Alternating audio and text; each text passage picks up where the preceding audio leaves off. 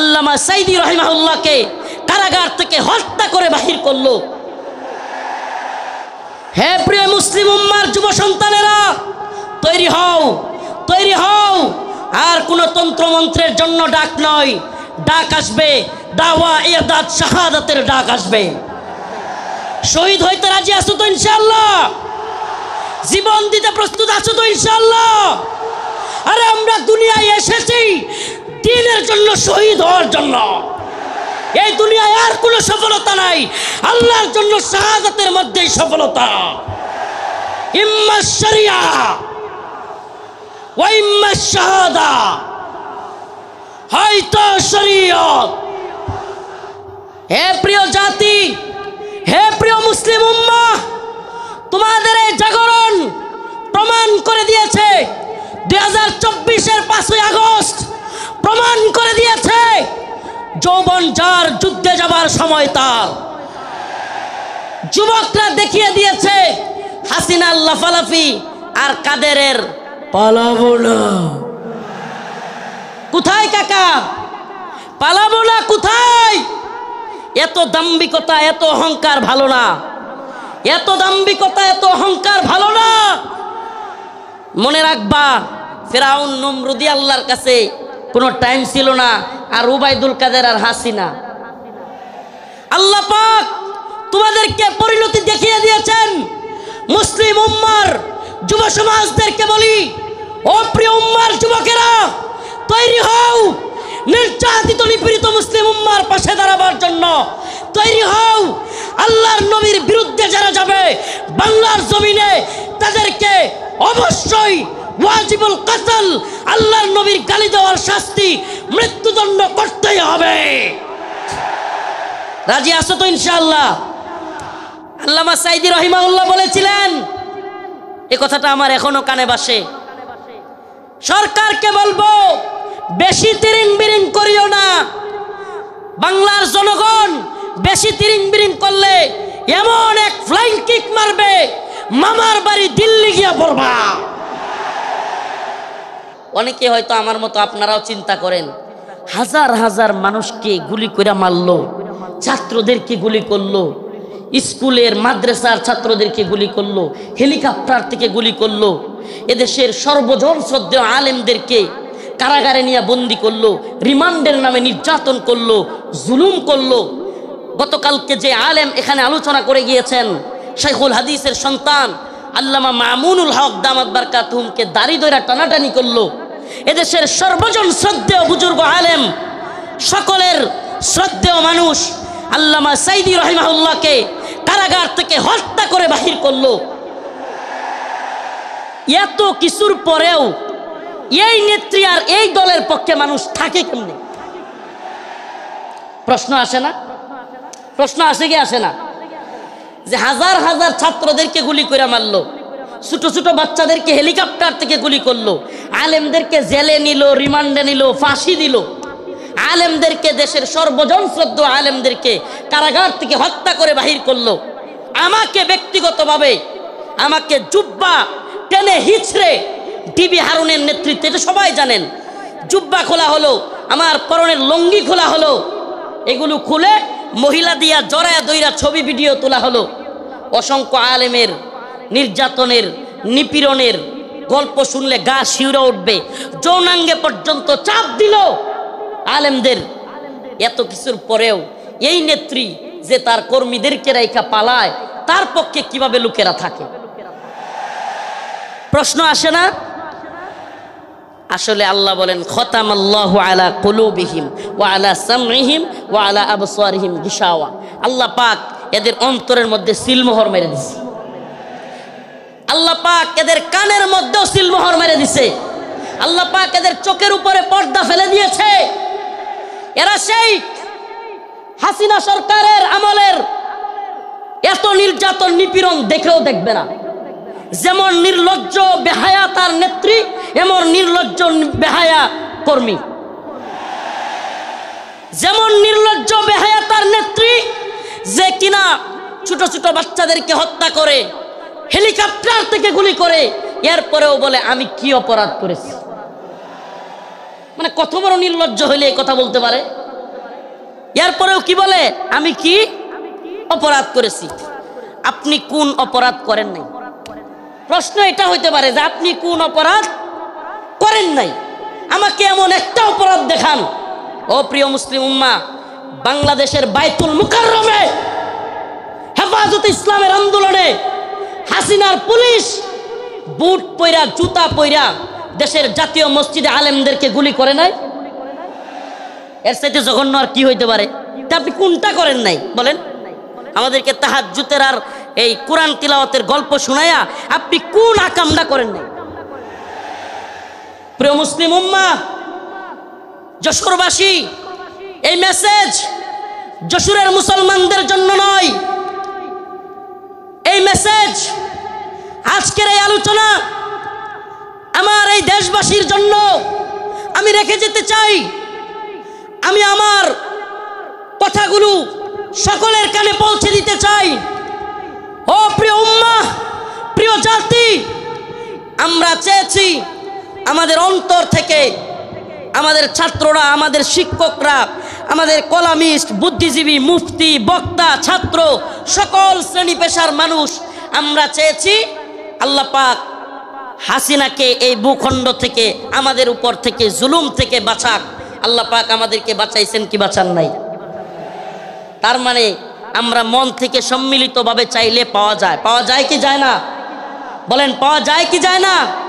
ইন্নাল্লাহা লা ইউগাইয়িরু মা বিকওমিন হাত্তা ইউগাইয়িরু মা বিআনফুসিহিম। আল্লাহ পাক ততক্ষণ পর্যন্ত কোনো জাতিকে পরিবর্তন করেন না যতক্ষণ না সে জাতি নিজেরা পরিবর্তন চায় এবং পরিবর্তন হয়। সুবহানাল্লাহ। তো আমরা পরিবর্তন চেয়েছিলাম, পেয়েছি। পাইছি কি পাই নাই? এখন আমাদের আরেকটা পরিবর্তন দরকার। আমাদের মূল বিজয় সেটা। এ বিজয় আমাদের মূল বিজয় না। এ বিজয় যদি আমাদের মূল বিজয় হইতো তাইলে আমরা আল্লাহর নবীরে কেউ কটূক্তি করলে, গালি দিলে আমরা এই রায় পাইতাম যে তার শাস্তি হবে মৃত্যুদণ্ড। তার শাস্তি কি? এই ব্যাপারে ইমামগণ একমত। আল্লাহর নবীকে নিয়ে কে কটূক্তি করলে, ব্যঙ্গচিত্র করলে তার শাস্তি মৃত্যুদণ্ড। প্রিয় ভাইরা আমার, বন্ধুগণ আমার, আল্লাহর নবীকে সাহাবায়ে কেরাম কেমন ভালোবাসতেন, আল্লাহর নবী সাল্লাল্লাহু আলাইহি ওয়াসাল্লামকে তার সাহাবীরা কেমন ভালোবাসতেন। কাব বিন আশরাফ নামে ইহুদিদের এক নেতা ছিল। নাম কি? কাব বিন আশরাফ, এক ইহুদি নেতা। এত দেহ ছিল, অনেক বড় সড়ো ছিল দেহ, বিশাল দেহের আকৃতির লোক ছিল কাব বিন আশরাফ। বদর যুদ্ধে যখন মুসলমানরা বিজয়ী হয়েছে, কাব বিন আশরাফ কষ্টে তার অন্তর জ্বলে গেছে। বদর যুদ্ধে কাফেরদের বড় বড় নেতা আবু জাহেল সহ নিহত হয়ে গেছে, জাহান্নামে চলে গেছে। কাব বিন আশরাফের কলিজায় জ্বলন শুরু হয়ে গেছে। সেই মুহাম্মদ আরবি সাল্লাল্লাহু আলাইহি ওয়াসাল্লামকে নিয়ে বিভিন্ন ধরনের কটূক্তিমূলক কবিতা বানাইছে। তার মহিলা ভাড়া কইরা তাদেরকে দিয়াও রসুলের বিরুদ্ধে বিশুদ্ধার করাইছে। আল্লাহর নবী সাল্লাল্লাহু আলাইহি ওয়াসাল্লাম ডাকলেন কাব বিন আশরাফ, তাকে হত্যা করতে পারবে এমন কে আছো? সুবহানাল্লাহ বলেন। রাসূল সাল্লাল্লাহু আলাইহি ওয়াসাল্লাম নিজে ডাকলেন, হে আমার সাহাবারা, তোমাদের মধ্যে কে আছে কাব বিন আশরাফকে হত্যা করবে? অথচ আমার নবীর ব্যাপারে অনেকে বলে, রাসূল সাল্লাল্লাহু আলাইহি ওয়াসাল্লামকে কি বলে, যে রাসূল সাল্লাল্লাহু আলাইহি ওয়াসাল্লাম এক গালে মারলে আরেক গাল পাইতা দিতেন। ছোটবেলায় এগুলো শুনতাম, নাউজুবিল্লাহ। রসুলের এক গালে মারবে আর সাহাবায়ে কেরাম বসে বসে দেখবে। ইসলাম সন্ন্যাসী মার্কা ধর্ম না। ইসলাম সন্ন্যাসী মার্কা, সন্ন্যাসীগিরি, গান্ধীগিরি ইসলামে চলে না।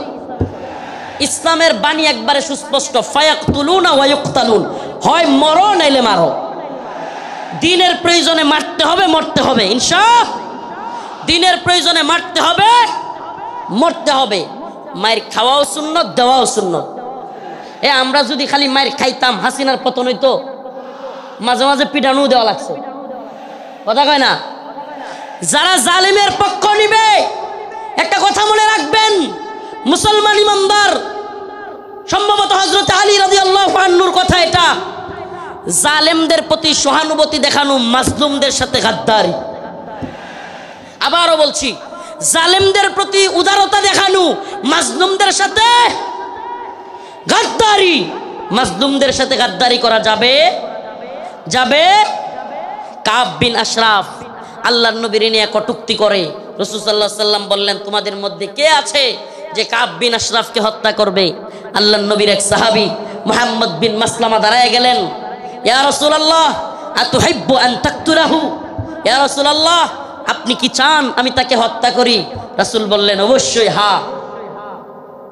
মুহাম্মদ বিন মাসলামা বললেন, ইয়া রাসূলুল্লাহ আমাকে অনুমতি দেন, আমি একটু তার সাথে গল্প করব, বানায় সিনায় গল্প করব আর কি, তার একটু খুশি করব। ইয়া রাসূলুল্লাহ আমার অনুমতি দেন। আল্লাহর নবী বললেন, অনুমতি দিলাম। রাসূলুল্লাহ সাল্লাল্লাহু আলাইহি ওয়াসাল্লামের অনুমতি পেয়ে মুহাম্মদ বিন মাসলামা রাদিয়াল্লাহু আনহু কাব বিন আশরাফের কাছে গেলেন। কাব বিন আশরাফের কাছে গিয়ে আল্লাহর নবীকে নিয়ে যেহেতু বলে আসছেন একটু গল্প করবেন বানায়া সিনায়া, যুদ্ধ মানেই ধোঁকা। আপনি সব কিছু যুদ্ধের ময়দানে শত্রুর বিরুদ্ধে সব কথা বলে দিয়ে আপনি পারবেন না। যুদ্ধ মানেই ধোঁকা, মাঝে মাঝে ধোঁকা দিতে হয়। তো কাব বিন আশরাফ রে গিয়া বললেন, আমরা তো মুহাম্মদ রে নিয়া খালি যাকাত চায়, খালি যাকাত দিতে হয়, সদকা দিতে হয়, বিপদে আছি মুহাম্মদ রে নিয়া। নাউজুবিল্লাহ সাল্লাল্লাহু আলাইহি ওয়াসাল্লাম। রাসূল সাল্লাল্লাহু আলাইহি ওয়াসাল্লামের ব্যাপারে কাব বিন আশরাফকে খুশি করার জন্য কাব খুব খুশি হয়ে গেল।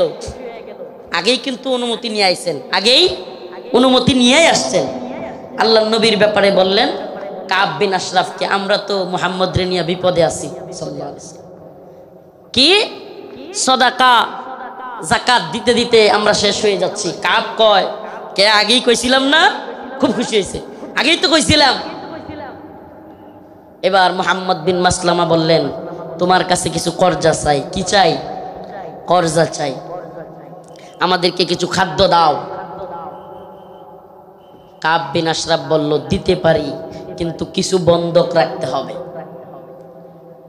আল্লাহর নবীর সাহাবী মুহাম্মদ বিন মাসলামা রাদিয়াল্লাহু আনহু আল্লাহর নবীকে বলে এসেছেন, ও পয়গম্বর, ও আমার প্রিয় হাবিব, আমি অবশ্যই অবশ্যই কাব বিন আশরাফকে কতল করব, তবে আমাকে অনুমতি দেন আমি যেন কাব বিন আশরাফের সাথে খুশ গল্প করতে পারি। আল্লাহর নবী বললেন, অনুমতি দেয়া হলো। কাব বিন আশরাফকে মুহাম্মদ বিন মাসলামা রাদিয়াল্লাহু আনহু বললেন, মুহাম্মদ তিনি তো আমাদের কাছ থেকে বেশি বেশি সাদাকা আর যাকাত নিচ্ছেন, এমত অবস্থায় আমরা তো ফতুর হয়ে যাচ্ছি, কি করা? কাব খুব খুশি হয়ে গেল। কাব বলল, আগে তোমাদেরকে বলেছিলাম মুহাম্মদের পিছনে থাকবা না। এবার কাব বিন আশরাফের কাছে মুহাম্মদ বিন মাসলামা কিছু চাইলেন। সে বলল, দিতে পারি, শর্ত হলো কিছু বন্ধক রাখতে হবে। দিতে পারি, তবে শর্ত হলো কিছু বন্ধক রাখতে হবে। মুহাম্মদ বিন মাসলামা রাদিয়াল্লাহু আনহু বললেন, ঠিক আছে, কি বন্ধক চাও? কাব বিন আশরাফ বলল, তোমার বউরে বন্ধক দাও। নাউজুবিল্লাহ।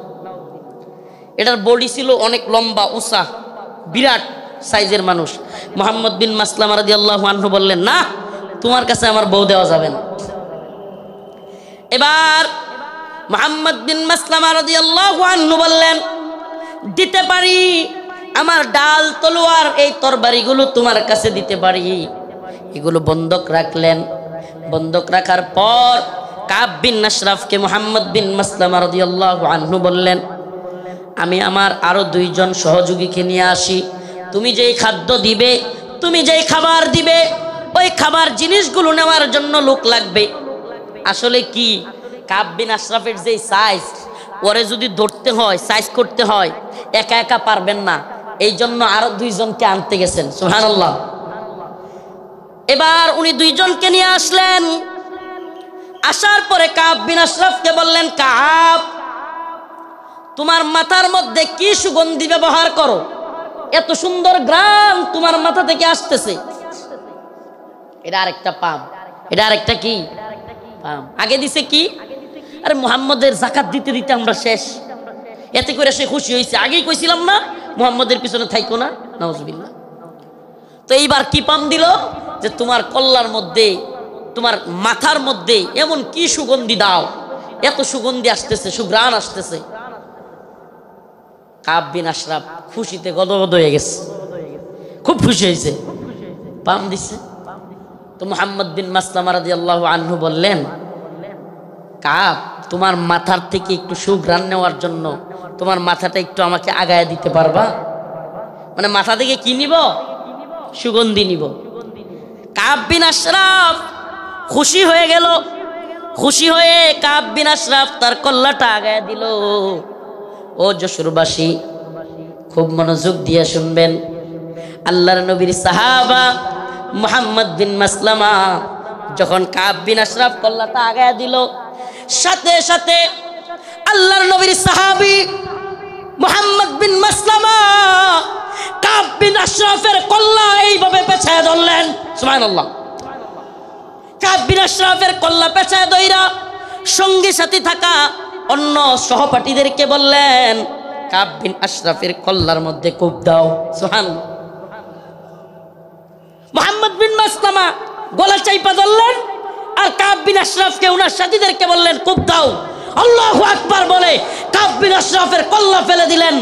ও মুহাম্মদ আরবির উম্মতেরা, সেই জগৎ বিখ্যাত উক্তি শেখ খালিদ আর রশিদ ফাকাল্লাহু আসরার কণ্ঠে কণ্ঠ মিলিয়ে বলতে চাই, ইয়া উম্মতে মুহাম্মদ, ইয়া উম্মতে মুহাম্মদ, আমার নবীকে নিয়ে কটূক্তি করা হবে, আমার নবীকে নিয়ে ব্যঙ্গচিত্র বানানো হবে। আল্লাহর নবীর সাহাবায়ে কেরাম সহ্য করতে পারতেন না। ফরমায় রাসূলুল্লাহ সাল্লাল্লাহু আলাইহি ওয়াসাল্লাম, ফরমায় রাসূলুল্লাহ সাল্লাল্লাহু আলাইহি ওয়াসাল্লাম, মান সাব্বা নাবিয়ান ফাকতুলু, আল্লাহর নবীকে নিয়ে যে কটূক্তি করবে, রাসূল সাল্লাল্লাহু আলাইহি ওয়াসাল্লামকে যে গালি দিবে, তার শাস্তি একটাই। সমস্ত ইমাম একমত, আল্লাহর নবীকে নিয়ে কটূক্তিকারীর শাস্তি ওয়াজিবুল কতল, তাকে হত্যা করা হবে, তার কল্লা থেকে গলাকে আলাদা করে দিতে হবে।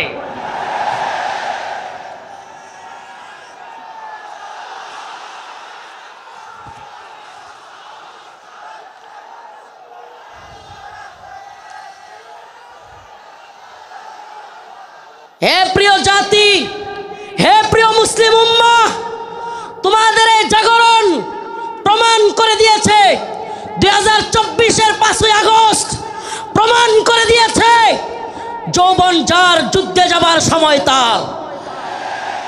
যুবকরা দেখিয়ে দিয়েছে হাসিনার লাফালাফি আর কাদেরের পালাবো না। কোথায় কাকা? পালাবো না কোথায়? এত দাম্ভিকতা, এত অহংকার ভালো না। এত দাম্ভিকতা, এত অহংকার ভালো না। মনে রাখবা, ফেরাউন নমরুদি আল্লাহর কাছে কোনো টাইম ছিল না, আর উবাইদুল কাদের আর হাসিনা। আল্লাহ পাক তোমাদেরকে পরিণতি দেখিয়ে দিয়েছেন। মুসলিম উম্মার যুব সমাজদেরকে বলি, ও প্রিয় উম্মার যুবকেরা, তৈরি হও নির্যাতিত নিপীড়িত মুসলিম উম্মার পাশে দাঁড়াবার জন্য। তৈরি হও, আল্লাহর নবীর বিরুদ্ধে যারা যাবে বাংলার জমিনে, তাদেরকে অবশ্যই ওয়াজিবুল কতল, আল্লাহর নবীর গালি দেওয়ার শাস্তি, মৃত্যুদণ্ড করতেই হবে। রাজি আছো তো ইনশাআল্লাহ? হে প্রিয় মুসলিম উম্মার যুবকেরা, তোমাদের এই দ্বীনি আবেগ, এই দ্বীনি জজবাকে যদি সত্যি বলি, ওয়াল্লাহি বিল্লাহি তাল্লাহি, কসম আল্লাহর, এই জজবাকে যদি আমরা কোরআনের পক্ষে কাজে লাগাইতে পারি, তাহলে আর কোনো নতুন সরকার নয়, এই ভূখণ্ডে আমরা কোরআনী শাসন চালু করতে পারবো। আর কোনো তন্ত্রমন্ত্র নয়। তন্ত্রমন্ত্রের দেখা শেষ। আমরা তো এই স্লোগান দিকে দিকে আজ জানিয়ে দিতে চাই, তন্ত্রমন্ত্রের দিন শেষ, কোরআন সুন্নাহর বাংলাদেশ। বলেন না, তন্ত্রমন্ত্রের দিন শেষ, কোরআন সুন্নাহর বাংলাদেশ। সাবিলুনা সাবিলুনা, তারিকুনা তারিকুনা। স্লোগান আজকে একটু ব্যতিক্রম হবে। আমি বলবো, আল্লাহর জমিনে আল্লাহর আইন বাস্তবায়ন ফরজে আইন। বলতে পারবেন? আল্লাহর জমিনে আল্লাহর আইন বাস্তবায়ন ফরজে আইন। হয়তো শরীয়ত, ইম্মা শরিয়া, ইম্মা শরিয়া, হয়তো শরিয়া, হয়তো আমরা শাহাদাত বরণ করব, না হলে ভূখণ্ডে শরীয়ত প্রতিষ্ঠা করব। কালেমার পতাকা দেখলে যেগুলোর জ্বলে এগুলোর সাবধান করে দিতে চায়। এ ভূখণ্ডে লা ইলাহা ইল্লাল্লাহর পতাকা উড়বেই, আজ হোক কাল একদিন উড়বেই। ইসাবাতান মিন উম্মতি আহরাজাহুম আল্লাহু মিনান নার, ইসাবাতুন তাগজুল হিন্দা ওয়া ইসাবাতু মা ঈসা ইবনে মারইয়াম। রাসূলের ঘোষণা, এই ভূখণ্ডে হিন্দুত্ববাদী ব্রাহ্মণ্যবাদী তাগুতি শক্তির বিরুদ্ধে, দিল্লির বিরুদ্ধে, হিন্দুত্ববাদীদের বিরুদ্ধে আল্লাহর নবী বলেছেন মুসলমানদের একটা গজওয়া হবে, গজওয়াতুল হিন্দ হবে। সেই যুদ্ধে মুসলমানরা বিজয়ী হবে। শুধু বিজয়ী হবে না, দিল্লির সেই মসনদে, দিল্লির সেই লাল কেল্লায় কালেমার পতাকা পথ পথ করে উঠবে ইনশাআল্লাহ, ইনশাআল্লাহ।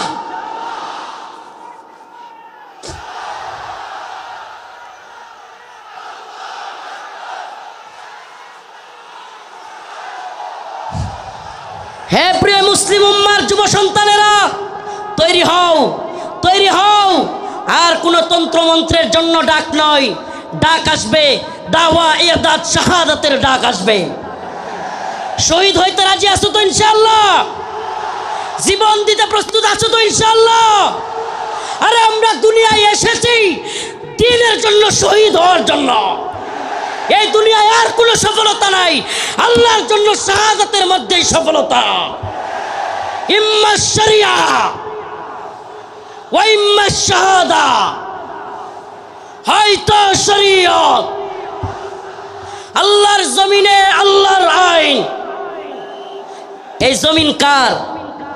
এই চিৎকার করে বলেন কার? জমিন কার? হুকুম চলবে কার? ইনিল হুকমু ইল্লা লিল্লাহ, আমার আল্লাহ তাবুদু ইল্লা ইয়া। হুকুম হবে আল্লাহর, ইবাদত হবে আল্লাহর। ইবাদত হবে কার? একমাত্র আল্লাহর। এই কোন তাগুতের গোলামি আমরা করব না। আমরা কার গোলাম? আমরা ভারতের গোলাম নই, আমরা আমেরিকার গোলাম নই, আমরা ইসরায়েলের গোলাম নই। আমরা কার গোলাম? গোলামি হবে কার? পৃথিবীবাসী জেনে রাখো, আমরা আল্লাহর গোলামি করি। এই মাথা নোয়াবো তো আল্লাহর কাছে। এই মাথা নোয়াবো তো কার কাছে? পৃথিবীর কারো কাছে আমাদের মাথা নত হবে।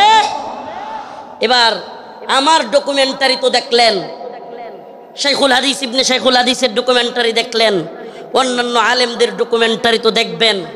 আমি কিছু মাজলুমদের ডকুমেন্টারি আপনাদের সামনে বলে যাই, কলিজা ফেটে যায়। ও মুসলিম উম্মার প্রিয় যুবক ভাইরা, আপনারা জেনে থাকবেন 2013 সালে শাপলা চত্বর এক ভয়াবহ রাতের সাক্ষী অনেকেই। আপনারা জেনে থাকবেন। প্রিয় বাবাজি, আজকের প্রোগ্রামের আয়োজক সহ সবার এই কথাগুলো মনোযোগ সহকারে শোনার কথা, শোনা দরকার।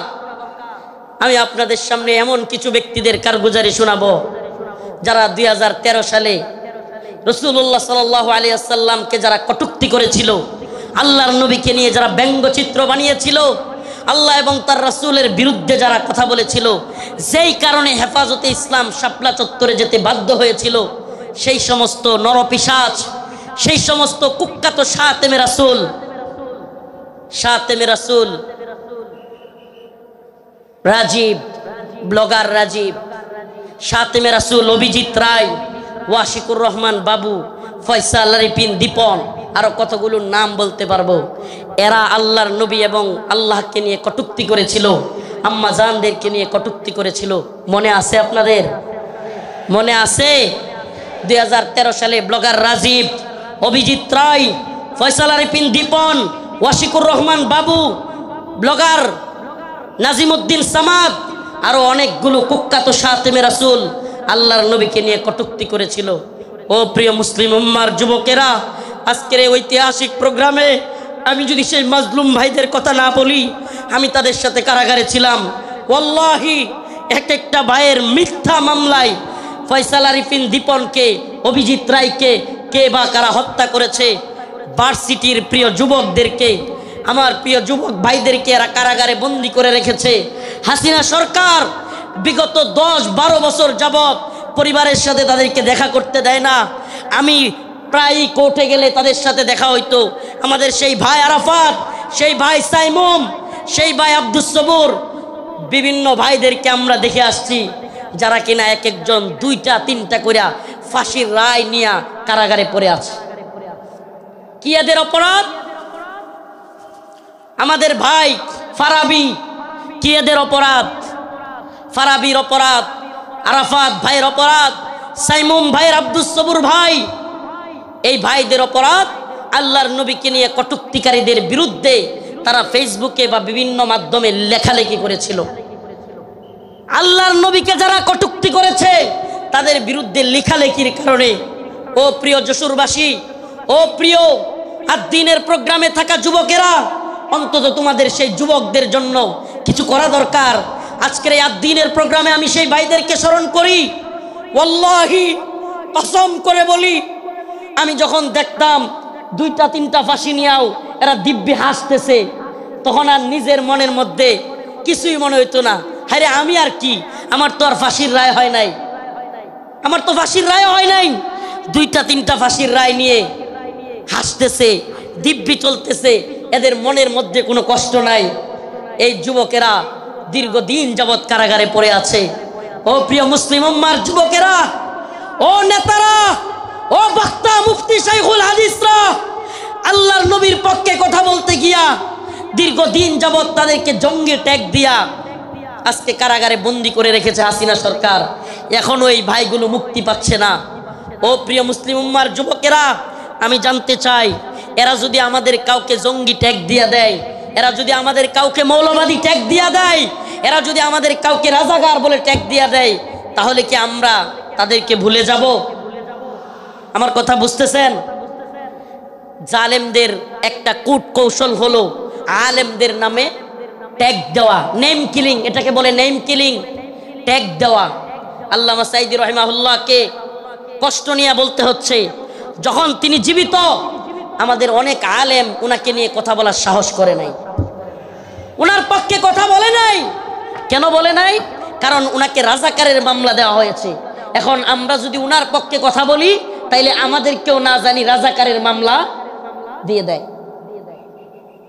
আল্লামা জসিমউদ্দিন রহমানী দামাত বারকাতুহুম, হুজুর কারাগারে থাকতেও উনাকে নিয়েও অনেকে কথা বলে নাই। কেন? কারণ উনার পক্ষে কথা বললে জঙ্গিবাদী মামলা দিয়ে দিবে।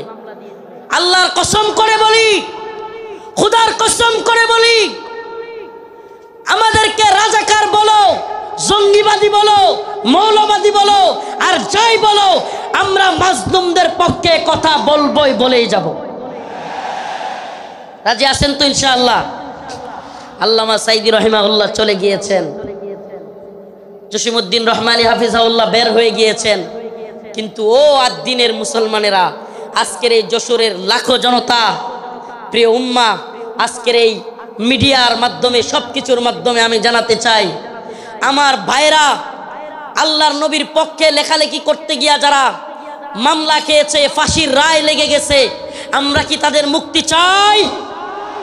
মুক্তি চাই। আমার ভাইদেরকে 2-3টা করে ফাঁসির রায় দিয়ে বন্দি করে রেখেছে হাসিনা। হাসিনার কাজই ছিল বিভিন্ন জঙ্গি নাটক সাজায়া আলেমদেরকে, তরুণ তরুণ যুবকদেরকে যারা দ্বীনকে ভালোবাসে, টাকনুর উপর কাপড় পরে, এদেরকে ইন্ডিয়ার কথায়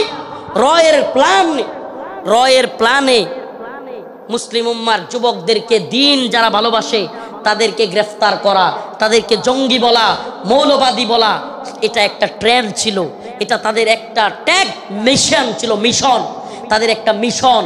এই মিশন আমরা পা দিতে পারি না। আমরা আমাদের ভাইয়ের মুক্তি চাইবই, ঠিক আছে তো ইনশাআল্লাহ? সবাই মুক্তি চান তো ইনশাআল্লাহ? আমার প্রিয় ভাইদের মুক্তির ব্যবস্থা করা হোক, দ্রুত মুক্তি দেয়া হোক। যদি তারা মুক্তি না পায়, খুদার কসম করে বলি, এত বড় বড় বক্তা, এত যশ খ্যাতি মূল্যহীন, মূল্যহীন, মূল্যহীন। আমরা যদি মাজলুমদের পাশেই দাঁড়াতে না পারি, আজকের আলোচনার বিষয় এটাই, ওমা লাকুম লা তুকাতিলুনা ফি সাবিলিল্লাহ, ওয়াল মুস্তাদাফিনা মিনার রিজাল ওয়ান নিসাই ওয়াল উইলদানিল্লাযীনা يقولون ربنا أخرجنا من هذه القرية الظالم أهلها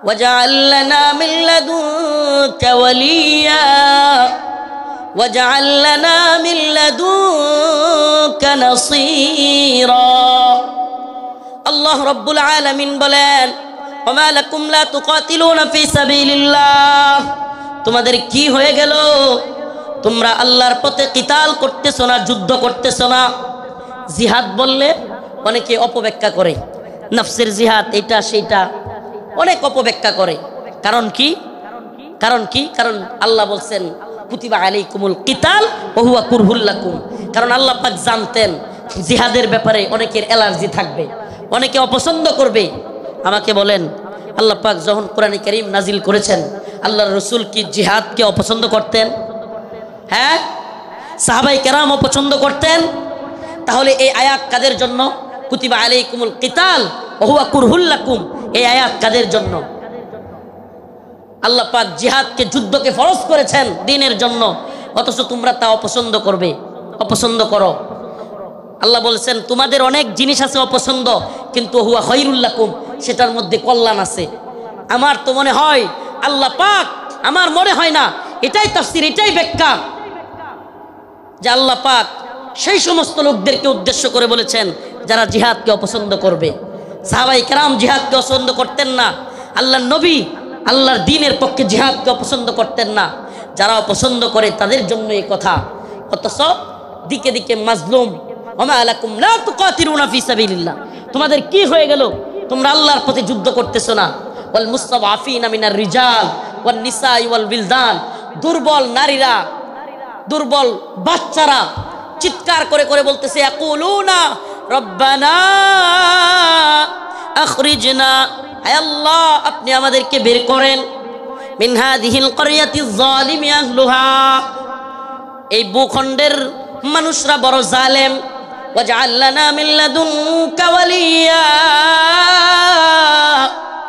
আপনি আমাদের জন্য অভিভাবক পাঠান ওয়াজআল লানা মিন লাদুনকা নাসীরা আপনি আমাদের জন্য সাহায্যকারী পাঠান মাজলুমদের সাহায্যকারী হইতে রাজি আছি তো ইনশাআল্লাহ মাজলুমদের সাহায্যকারী হইতে রাজি আছি তো ইনশাআল্লাহ তাইলে আজকে থেকে ইসরায়েলি পণ্য বয়কট রাজি আছেন তো ইনশাআল্লাহ আজকে থেকে যে সমস্ত মাজলুমরা রাসূলের পক্ষে লিখতে গিয়ে বলতে গিয়ে আমার ভাই ফারাবি আমার ভাই আরাফাত সাইমুম আমি আমার ভাই বলতেছি পারলে আমারে মামলা দিয়ে দে আমার যায় আসে না তাদের সাথে আমারে মামলা দিয়ে দিলে আমার যায় আসে না এরা আমাদের ভাই আমরা অনেকেই সেই গাজী ইলমুদ্দিনের গল্প বলি ভারতে রঙ্গিলা রাসূল বই লিখেছিল নাউজুবিল্লাহ সেই গল্প বলতে পছন্দ করি কিন্তু বাংলাদেশের গাজী ইলমুদ্দিনরা দুইটা তিনটা করে ফাঁসির রায় নিয়ে কারাগারে পড়ে আছে সেই খবর আমরা কেউ রাখি না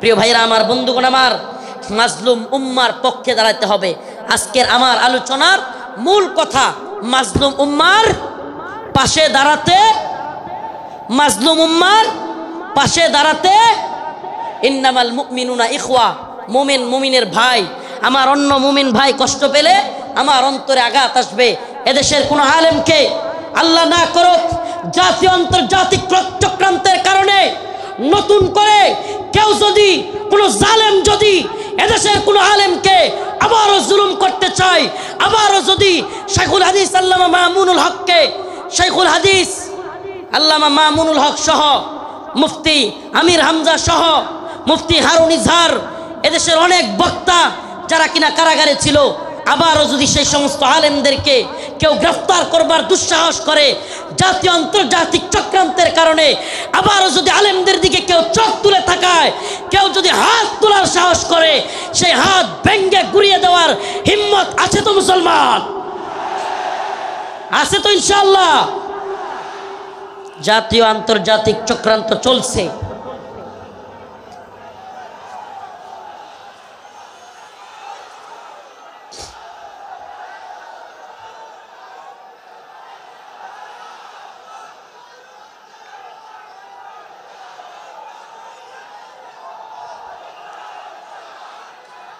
জাতীয় আন্তর্জাতিক চক্রান্ত চলছে আমাদের এই ভূখণ্ডকে নিয়ে। জাতীয় আন্তর্জাতিক চক্রান্ত চলছে। এই চক্রান্তের ডালপালা গভীরে আমরা জাতি হিসেবে সজাগ থাকব। একটা কথা মনে রাখবেন, আগামীকালকে আপনার ঘরে চুরি অথবা ডাকাতি হবে। আপনি যদি আগে ভাগে জানতে পারেন তাইলে আপনি ডাকাতকে কিভাবে আটকাইতে হবে এটা আপনি আরামসে বুঝে যাবেন। সজাগ থাকা খুব জরুরি। আগামীকালকে ডাকাত আপনার বাড়িতে হামলা করবে, যদি ডাকাতকে নিজে সামলাইতে না পারেন প্রয়োজনে আগামীকালকে আসবে জানলে প্রয়োজনে মাইকিং করবেন। ঠিক ঠিক না? প্রয়োজনে কি করবে? মাইকিং করে হইলেও ডাকাত আটকাবে। তো যদি আমরা জানি আমাদের বিরুদ্ধে চক্রান্ত হচ্ছে, হিন্দুত্ববাদী ভারত আমাদের বিরুদ্ধে চক্রান্ত অব্যাহত রেখেছে, এমনকি আমরা শুনতে পাই বর্তমান উপদেষ্টা কমিটিতেও ভারতীয় দালালরা বসে গেছে। এ কথা আমরা শুনতে পাই, বর্তমান উপদেষ্টা কমিটিতে ভারতীয় দালাল ঢুকে গেছে। আমাদের বক্তব্য স্পষ্ট, মোমেন এক গর্তে দুইবার পা দেয় না। মোমেন এক গর্তে দুইবার পা। আমরা আর দুঃখা খেতে চাই না। আমরা আর কোনো জালেমদেরকে, ইন্ডিয়ার গোলামদেরকে বাংলার ক্ষমতার মসনদে দেখতে চাই না। মাওলানা আব্দুল হামিদ খান বাসানী বলেছিলেন, পিন্ডি ছেড়েছি দিল্লির গোলামের জন্য নয়। কথাটা মনে আছে আপনাদের? রাওয়ালপিন্ডি পিন্ডি ছেড়েছি দিল্লির গোলামির জন্য নয়। অর্থাৎ পাকিস্তানের পিন্ডি ছেড়েছি, ভারতের দিল্লির গোলামির জন্য নয়। আমি বলি পিন্ডি ছেড়েছি, দিল্লি ছেড়েছি, ওয়াশিংটনের গোলামির জন্য নয়। আমরা ওয়াশিংটনের গোলামি করব না। আমরা সমস্ত জাতীয় আন্তর্জাতিক চক্রান্তকে মোকাবেলা করে আমরা স্বাধীন চেতা, আমরা মুসলমান, আমরা স্বাধীন ভূখণ্ডে স্বাধীনভাবে বসবাস করতে চাই। আমরা কোরআন সুন্নাহ অনুযায়ী রাষ্ট্র ব্যবস্থা চাই। রাজি আছেন ইনশাআল্লাহ? ওয়ালাউ আন্না আহলাল কুরা আমানু ওয়াত্তাকাউ লাফাতাহনা আলাইহিম বারাকাতিম মিনাস সামাই ওয়াল আরদ। সুবহানাল্লাহ। আল্লাহ পাক বলেন, ওয়ালাউ আন্না আহলাল কুরা আমানু ওয়াত্তাকাউ লাফাতাহনা আলাইহিম বারাকাতিম মিনাস সামাই ওয়াল আরদ। আল্লাহ পাক বলেন, যদি জমিনের বাসিন্দারা তাকওয়া অবলম্বন করত এবং আল্লাহর আইন মেনে চলতো, তাহলে আল্লাহ পাক বারাকাতিম মিনাস সামাই ওয়াল আরদ, আসমান এবং জমিনের সমস্ত বারাকা খুলে দিতেন। সুবহানাল্লাহ। আল্লাহ পাক সমস্ত বারাকা খুলে দিতেন। এজন্য আমি স্লোগান ধরেছি, আল্লাহর জমিনে আল্লাহর আইন বাস্তবায়ন ফরজে আইন। এই তন্ত্রমন্ত্রের আইন 5 বছরের জন্য ইসলাম, এটা আমরা চাই না। আমরা চাই আজীবনের জন্য ইসলাম। ইসলাম কি 5 বছরের সীমায় গণ্ডিতে আবদ্ধ? ইসলাম 5 বছরের সীমান্তে আবদ্ধ নয়। ইসলাম 5 বছরের সীমানায় আবদ্ধ না। 5 বছর ভোট দিয়া নির্বাচিত করে ইসলাম কায়েম। 5 বছর গেলে আবার হয়তো সরে যাইতে হবে। দিন ইসলাম 5 বছরের জন্য সীমাবদ্ধ থাকার জন্য নয়। ইসলাম কায়েম করতে হবে, আল্লাহর জমিনে আল্লাহর আইন বাস্তবায়ন করতে হবে। এটা হবে মুসলিম উম্মার তাড়না, এটা হবে মুসলিম উম্মার প্রেরণা। আমরা হুঁশিয়ার করে দিতে চাই, সাবধান করে দিতে চাই। 2024 সালে হাসিনার পালানোর দৃশ্য দেখা এবং বাংলাদেশে আওয়ামী লীগের অবস্থান দেখা কেউ যদি শিক্ষা না নেন, নতুন করে জুলুম করার চিন্তা ভাবনা, নতুন কইরা কেউ জুলুম করার ভূত কারো মাথায় চাইপা বসে, তাইলে আওয়ামী লীগের পরিণতির জন্য অপেক্ষা করেন। নতুন কইরাও যদি হাসিনার মতো জুলুমের চিন্তা ভাবনা কেউ করেন, আওয়ামী লীগের মতো জুলুম করার খায়েশাত, জালেম হওয়ার ভূত মাথায় চাইপা বসে, সাদাবাজি, টেন্ডারবাজি, দুর্নীতির ভূত, তাইলে বাংলার জনগণ লাথি দিয়া আপনাদের ভূতও তাড়াইয়া দিবে। নতুনদের জন্য এটা একটা হুঁশিয়ারি। 2024 সাল এটা আমাদের গর্বের। 2024 আমাদের গর্বের। আমাদের এই চেতনাকে ধরে রাখতে হবে। প্রিয় যুব সমাজ, আমি আগে ফিলিস্তিনের বিভিন্ন ভিডিও দেখতাম, ফিলিস্তিনের মুসলমানদের ভিডিও দেখতাম। ছোট ছোট বাচ্চা ছেলেরা পাথর নিয়া ইসরায়েলের ট্যাঙ্কের মধ্যে নিক্ষেপ করতেছে, গোলাল দিয়া ইসরায়েলিদেরকে মারতেছে। সুবহানাল্লাহ। 2024 সালে দেখলাম আমাদের ছোট ছোট বাচ্চারা পুলিশের পেটের মধ্যে গিয়ে ঘুষি মারতেছে। সুবহানাল্লাহ বলেন না? এইটা একটা জিনিস অন্তত হয়েছে আলহামদুলিল্লাহ। 2024 সালে আমরা এটা অন্তত বুঝছি, যুব সমাজ জেগে উঠলে জালেমের পরিণতি ভয়াবহ। যুব সমাজ জেগে উঠলে জালেমের পরিণতি কি? তো যশোরবাসী, আপনারা কি ঘুমায় গেছেন নাকি জাগ্রত আছেন? হাসিনা ভারতের গোলামি করেছিল, বাংলাদেশকে দিল্লির একটা কি বলবো, এটাকে অনেকে বলে অঙ্গরাজ্য, আমি বলি অঙ্গরাজ্য না। হাসিনা এটাকে দিল্লির একটা ডাস্টবিন বানাইছিল। দিল্লির ডাস্টবিন মানে দিল্লি আমাদের আম খাবে, আমাদের ইলিশ খাবে, আমাদের সব কিছু নিবে, ট্রানজিট নিবে, আমাদের রেল লাইন নিবে, আমাদের সব কিছু নিবে, আর আমাদেরকে লাশ উপহার দিবে, আমাদেরকে বন্যার পানি দিয়া বাসায়া একের পর এক লাশ উপহার দিবে। এটাকে আপনি ডাস্টবিন না বলে কি বলবেন? এটা কি বন্ধুত্ব? এটা কি বন্ধুত্ব? আমি তো বলি হাসিনা বিগত 16 বছরে বাংলাদেশের সাথে ভারতের যে সম্পর্ক তৈরি করেছিল, যদিও তাদের নেতারা বলেছে অনেকে স্বামী স্ত্রীর সম্পর্ক, আমরা বলি অবৈধ সম্পর্ক, এটা অবৈধ। এজন্য অবৈধ সম্পর্কের কন্যারে জায়গায় পাঠিয়ে দিছি। আল্লামা সাইদি রহিমাহুল্লাহ বলেছিলেন, এই কথাটা আমার এখনো কানে বাসে, সরকারকে বলবো বেশি তিরিং বিরিং করিও না। বাংলার জনগণ বেশি তিরিং বিরিং করলে এমন এক ফ্লাইং কিক মারবে, মামার বাড়ি দিল্লি গিয়া পড়বা। আল্লামা সাইদি রহিমাহুল্লাহ দেখে যাইতে পারেন নাই, কিন্তু আলহামদুলিল্লাহ সাইদি রহিমাহুল্লাহর কথাই বাস্তব হয়েছে।